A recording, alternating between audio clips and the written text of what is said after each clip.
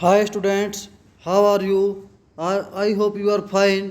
Today we learn 8th class Science chapter 5 coal and petroleum. देखिए activity 5.2 हमने पढ़ी थी नेक्स्ट टाइम में। उसके अंदर हमने क्या किया था भाई, तीन जो ग्रुप बना दिए थे और उनमें से फर्स्ट जनरेशन, सेकंड जनरेशन और थर्ड जनरेशन के लिए, और उसके अंदर जिस तरह से कुछ टॉफ़ी, भुगड़े या पॉपकॉर्न खाने के लिए रखे हुए थे। तो जिसने मतलब कि पहली पीढ़ी ने ज़्यादा खाया उसके सेकंड पीढ़ी के लिए कम बचता है, तो दूसरी ने मतलब कि मीडियम का खाया उसके लिए थोड़ा ज़्यादा बचता है, एक ने बचा के ज़्यादा रखा उसकी तीसरी पीढ़ी के लिए काफ़ी कुछ बच जाता है। तो इसी के आधार पर अगर हम बात करते हैं पेट्रोलियम की, देखिए assume that the eatables in the container present the total availability of exhaustibles natural resources. देखिए भाई एग्जिस्टेबल नेचुरल रिसोर्सेज हम पढ़ चुके हैं भाई, वो रिसोर्सेज दो टाइम के साथ यूज़ होने के साथ ख़त्म हो जाते हैं। तो ये डिपेंड करेगा भाई टोटल अवेलेबिलिटी में कितना है, मतलब कि सोर्स जो नेचुरल रिसोर्सेज जो है, या फिर पॉपुलेशन कितनी है यूज़ करने वाली। Resource like coal, petroleums, natural gas, each group में है डिफरेंट कंजम्पशन पैटर्न। अलग अलग ग्रुप का कंजम्पशन का पैटर्न अलग अलग है, किसी ने ज़्यादा यूज किया है किसी ने कम किया है। Are the earlier generation of any group too greedy. देखिए भाई अगर बात करें हम आने वाली जनरेशन के लिए कुछ बचेगा तो सिर्फ उसी के लिए बचेगा जिसने कुछ बचा के रखा है, जिस ग्रुप ने। It may be that earlier generation is some groups were concerns about the comings generations and left something for them. देखिए कुछ ऐसी जनरेशन है, मतलब एक ग्रुप ऐसा भी है जिसने कुछ बचा के रखा है ताकि आने वाली जनरेशन के लिए कुछ बच जाए। तो इसी के आधार पर जो हमने वो एक्टिविटी करी है 5.2, तो ऐसा ही मतलब कि पेट्रोल भी है भाई, जहाँ अगर हम एक जनरेशन कम यूज करेगी बचा के रखेगी तो तभी अगली जनरेशन के वो काम आएगा। In this chapter we will learn about some exhaustible natural resources.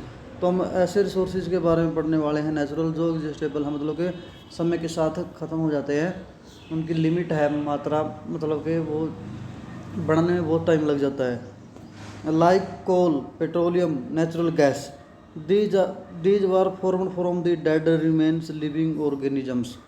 जो जीवित प्रजातियां हैं उनकी डेड ऑर्गेनिज्म से बनती है, मतलब कि जब मर जाते हैं मिट्टी मिल जाते हैं, चाहे पेड़ पौधों की पत्तियां हैं, चाहे टहनियाँ टूटी फूटी हैं, या और जीव जो मर के मिट्टी मिल जाते हैं, तो जिसको हम क्या बोलते हैं, फोजल्स बोलते हैं।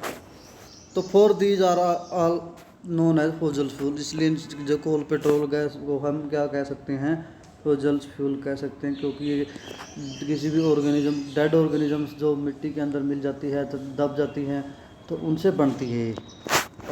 तो आगे देखिए हमारा नेक्स्ट जो टॉपिक है, एक करके हम ये करेंगे सारी चीज़ें। पहले नंबर पे क्या है, कोल। कोल यानी कि कोयला। You may have seen coal or heard about. देखिए हमने कोयला देखा होगा और हेयर्ड उसके बारे में सुना भी होगा भाई, कोयला क्या होता है, जिसने नहीं देखा उसे सुना ज़रूर होगा। It is as hard as stone and is black in colour. देखिए पत्थर की तरह मजबूत, मतलब कि सख्त होता है और रंग में काला होता है, जैसे डायग्राम दिखाया हुआ है भाई, ये कोल है, कोल का डायग्राम, मतलब पत्थर की तरह टुकड़ा है कोयले का। Coal is one of the fuels use to cook food. देखिए कोल जो है उससे हम क्या है, भोजन पकाते हैं। हालांकि आज एलपीजी का यूज़ ज़्यादा होने लग गया आजकल, तो अर्लियर मतलब पहले ज़्यादा होता था ये। Early it was used in railway engine to produce steam to run the engine. जो स्टार्टिंग की रेलवे की बात करें पुराने टाइम में, उस टाइम पे रेल का इंजन भी भाप का इंजन ही होता था, स्टीम का इंजन ही होता था, और वो भाप किससे बनाई जाती थी, कोयले के द्वारा, कोयले को जला के। It is also use in thermal power. सफ़ेद आजकल भी जो हमारे देश में यूज़ हो रहा है कोयले का, वो थर्मल पावर में हो रहा है, मतलब कि बिजली बनाने के लिए पावर हाउस जो होते हैं, ठीक है, thermal power plant to produce electricity, बिजली पैदा करने के लिए। Coal is also use as fuel in various industry. बहुत सारी फैक्ट्रियों के अंदर भी कोयले का फ्यूल के रूप में, ईंधन के रूप में यूज होता है। तब हम बात करते हैं भाई कोयले की स्टोरी के बारे में। स्टोरी ऑफ कोल, कोल यानी कोल की कहानी क्या है।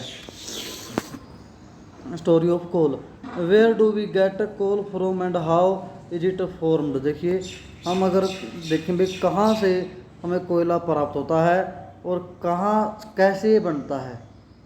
देखिए about 300 million year, 300 million year यानी कि 1 मिलियन 10 लाख के बराबर होता है। तो देखिए 300 मिलियंस ईयर की बात करें उससे पहले की बात ago the earth had dense forest in low lyings wetland area. देखिए भाई तो यहाँ पे जंगल बहुत थे और लो लेइंग वेटलैंड एरिया मतलब कि जो समुद्र के किनारे पे और जो नीचे एरिए थे। तो ड्यू टू नेचुरल प्रोसेस प्राकृतिक प्रक्रियाओं के द्वारा तो लाइक फ्लोडिंग्स फ्लड आ गई हुई these forest get buried under the soil. ये जंगल जो हैं मिट्टी के अंदर दब गए। As more soil deposit over them उनके ऊपर और मिट्टी जमा होती गई। दी वर कंप्रेस हो गए वो।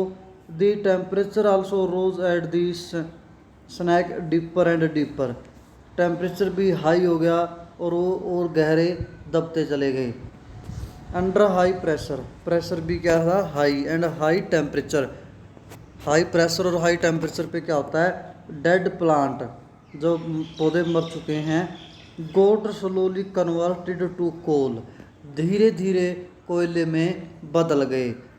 As coal contain mainly carbon, coal में मुख्य रूप से क्या होता है कोयले के अंदर कार्बन होता है। This slow process of conversion of dead vegetation into coal is called carbonisation बोलते हैं इसको, कार्बनीकरण बोलते हैं भाई। जो ये धीरे धीरे डेड प्लांट से कोयला बनता है तो उसको हम प्रोसेस को पूरे को क्या बोलते हैं कार्बोनाइजेशन बोलते हैं। Since it was form from the remains of vegetations coal is also called fossil fuels. देखिए भाई ये किससे बनता है जो वेजिटेशन है मतलब पेड़ पौधे हैं उनके डेड ऑर्गन से बनता है। तो इसको इसलिए हम क्या कह सकते हैं फॉसिल फ्यूल्स कह सकते हैं। एक coal mine is also shown in figure, कोयले की जो खान है वो चित्र में दिखाई गई है। देखिए अभी देखते हैं हम, ये दिखा रखी है भाई कोल माइंस कोयले की खान होती हैं उनमें से कोयला निकाला जाता है। हमारे उड़ीसा झारखंड वगैरह में ज़्यादा कोयला होता है। देखिए कोयले की खान है इससे निकाला जाता है कोयला।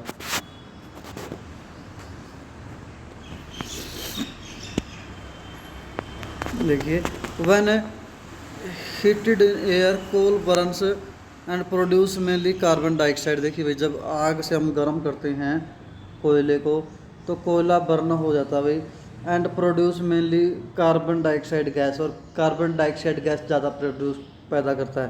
कोल is processed is industry to get some useful product. देखिए बहुत सारे प्रोडक्ट कोयले से बनाए जाते हैं फैक्ट्रियों के अंदर, जैसे कोक कोयले से बनता है। कोल तार मतलब कि जैसे तारकोल की बात हम कर रहे हैं, कोल गैस ये इससे बनाए जाते हैं। देखिए एक एक करके हम ये करते हैं सारे। पहले हम बात कर रहे हैं कोक की। It is a tough porous and black substance, मतलब कि ये सख्त होता है और भुरभुरा सा होता है और काले रंग का पदार्थ होता है। It is an almost pure form of carbon, carbon का ये शुद्ध रूप होता है। Coke is use in manufactures of steels and in extractions of many metals. देखिए बहुत सारी जैसे स्टील की मैन्युफैक्चरिंग के अंदर इसका यूज़ होता है और भी बहुत सारी जो धातुएं हैं उनके एक्सट्रैक्शन के रूप में भी इनका यूज़ होता है। इसके बाद आता है कोल तार। It is black thick liquid, गाढ़ा और काला लिक्विड होता है जो चारकोल होता है रोड वगैरह बनाते हैं जिससे। विद एन अनप्लेसेंट स्मेल, बदबू भी आती है इसमें से। इट इज़ मिक्सचर ऑफ, ये मिक्सचर होता है, एक कोल तार का डायग्राम हो गया अभी। अबाउट 200 सब्सटेंस, लगभग 200 सब्सटेंस इसका मिक्सचर होता है। Products obtained from coal tar and use as starting material for manufacturing various substance. देखिए भाई ये किससे बनाया जाता है, कोल से प्राप्त होता है कोल तार जो होता है। और कई तरह की मैन्युफैक्चरिंग होती है, जैसे various substance use in everyday life, हर रोज़ की ज़िंदगी में यूज़ होता है। एंड इन इंडस्ट्री, और इंडस्ट्री में लाइक सिंथेटिक डाइज, उसके अंदर इसका यूज़ होता है। ड्रग्स में इसका यूज़ होता है। एक्सप्लोसिव्स परफ्यूम्स, इनके अंदर इसका यूज़ होता है। प्लास्टिक, पेंट, फोटोग्राफिक मटेरियल्स और रफिंग्स मटेरियल्स एक्स्ट्रा इनमें यूज़ होता है। रोड बनाने में इसका यूज़ होता है। तो इस तरह से इसका काफ़ी यूज़ होता है भाई। इंटरेस्टिंग देखिए, इंटरेस्टिंगली अगर हम बात करें, naphthalenes balls use to repel moths and other insect are also obtained from coal tar. जो नेफ्थलीन की गोलियां होती हैं, जो मतलब कि कीट या छोटे जीवों को मतलब कि जैसे फसल वगैरह से या उससे हम दूर करने के लिए उसके अंदर डाल देते हैं, वो भी कोल तार से ही बनाई जाती हैं। These day bitumens a petroleums product is use to place of coal tar for metallings the roads. आजकल बिटुमिन्स कोल तार की जगह यूज होने लगा है रोड वगैरह बनाने के लिए। इसके बाद नेक्स्ट है coal gas.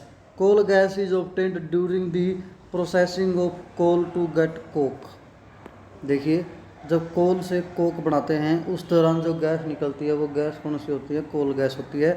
It is used in, देखिए कि से पहले देख लेते हैं। Coal gas was use for street lightning for first time in London. गलियों की लाइट पर देने के लिए, लाइट जगाने के लिए पहले बार लंदन में इसका 1810 मतलब 1810 में यूज़ हुआ था। एंड इन न्यूयॉर्क अराउंड 1820 में इसका यूज़ होने लगा। Nowadays it is use as source of heat rather than light. आजकल इसका रूप सोर्स ऑफ हीट के रूप में इसका यूज़ होता है, लाइट की बजाय। देखिए, as a fuel is many industries situated near the coal processing plants. देखिए भाई, कई तरह की इंडस्ट्री हैं जो उसके अंदर इनका फ्यूल का रूप में यूज़ होता है। तो आज हम यहीं तक करते हैं, आगे हम नेक्स्ट टाइम करेंगे। फिर भी कोई समस्या आप पूछ सकते हो। Thank you, have a nice day.